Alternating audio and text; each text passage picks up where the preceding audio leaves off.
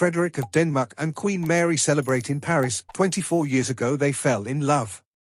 Just a few days ago, athletes from all over Europe descended upon Paris for the 2012 Summer Olympics. Today, representatives of the royal families are making their way to the city to meet with athletes.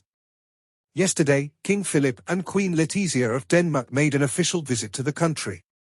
Today, the opening ceremony will be held at the Troad Square. However, today is a more solemn day for Frederik and Mary of Denmark. They met and fell in love during the 2000 Sydney Olympics when the young Danish Crown Prince, who was in Australia for the Olympics, decided to have a drink in a local pub with his brother Nicholas, a Greek, and Martha Louise of Norway. Meanwhile, Mary, an advertising manager, was out having fun with friends at a different pub. A few years down the road, Mary came clean in an interview about her lack of familiarity with their identities. "I was in the same boat." Approximately 30 minutes later, a fellow student approaches me and inquires, "Do you know that these people are princes?" We continued to meet throughout those days, and then Frederick returned to Denmark after promising Mary that they would stay in touch through email and text messages. During their courtship, Mary relocated to Denmark. In 2003, they announced their engagement. On May 14, 2014, they walked down the aisle. They have 4 children, Christian, Isabella, Vicente, and Josephine. On January 14, they became King of Denmark after Margaret abdicated. This came after a tumultuous few months for their marriage, caused by pictures of Frederick in Madrid that were published in November. Now, 24 years after their first meeting, returning to the Olympics as king and queen is a significant milestone in their lives and marriage.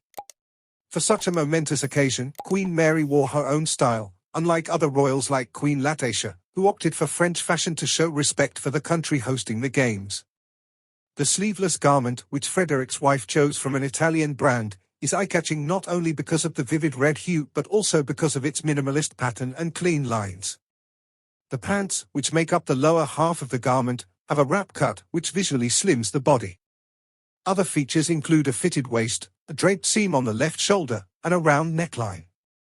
The Max Mara jumpsuit is secured with a similar small belt featuring the brand's emblem. Mary of Denmark wore a white blazer draped over her shoulders. As for her shoes, she opted for sandals with thin straps at the heel. Alongside her, the royal pair of Denmark carried a brown leather handbag with a short handle. It was attended by many members of the royal family, including Mark. After meeting with a representative of the Spanish Olympic team, King Philip and Queen Letizia arrived at the Louvre for the dinner.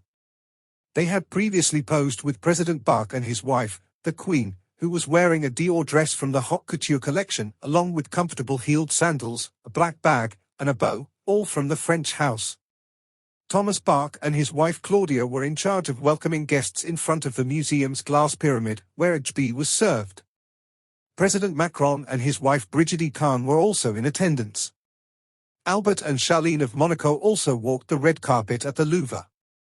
The prince is a member of the International Olympic Committee and his wife has participated in the Olympic Games, so they have a very good relationship with President Bach. King Willem Alexander of the Netherlands was one of the first to arrive at the dinner, but he was alone. Queen Maxima is expected to attend a meeting with the presidential couple this Friday, followed by the opening ceremony of the Games, which is also expected to be attended by her eldest daughters, Alexia and Ariana. Charlene looked stunning with her choice of black heels, asymmetrical shoes, and palazzo jeans. Maria Theresa of Luxembourg, adorned in a brown frock with a collar by Maison Rabcus and coupled with a lighter-colored hat, was among the other royal guests, as were Enrique and Teresa. Shaw and Philippian Murphy of Belgium, who arrived in Paris this afternoon by train. The Queen of Belgium was one of the most elegant of the evening, for which she chose a white jumpsuit by Nan with a transparent fabric as a cape for all the members of the royal family, who attended this dinner, as well as Maxima of Holland will attend the reception that the Macrons will give at the Élysée Palace later. Already in the Trocadero, members of the royal family will follow the opening ceremony of the Olympic Games, which promise to leave us with memories to remember. The gala dinner at the Louvre and the upcoming opening ceremony of the Olympic Games in Paris were not only important sporting events but also a significant moment for the royal houses of Europe. Meetings and dinners like this one not only show support for their national teams but also strengthen international ties and diplomatic relations. The presence of such dignitaries emphasizes the importance of the Olympic Games as a platform for interaction and cooperation on a global level. Particular attention should be paid to the royal couple of Denmark for whom these Olympic Games have a special significance. Meeting in 2000, Frederick and Mary began their love story in Sydney. They eventually married and were coronated 24 years later at the Olympic Games. As king and queen, they represent the end of one life cycle and the beginning of another, and their fashion choices are noteworthy as well. Sports and international events bring nations together, but they also become important milestones in people's personal lives. Details like Queen Mary's choice of the Italian label Maxara and Queen Letizia's choice of the French label highlight the complementary nature of fashion and diplomacy while elevating the grandeur and sophistication of these monumental occasions. The involvement of other royal families, including King Philip and Queen Letizia, is just as significant.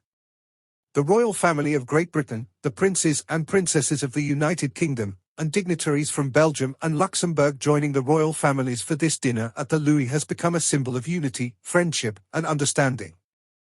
It's a reminder that the Olympic Games are about more than just sports, they are also a platform for strengthening international relations and cultural exchange. The event, which will be held in Paris in 2024, will be remembered for years to come, and the unforgettable moments it creates will transcend political and geographical borders.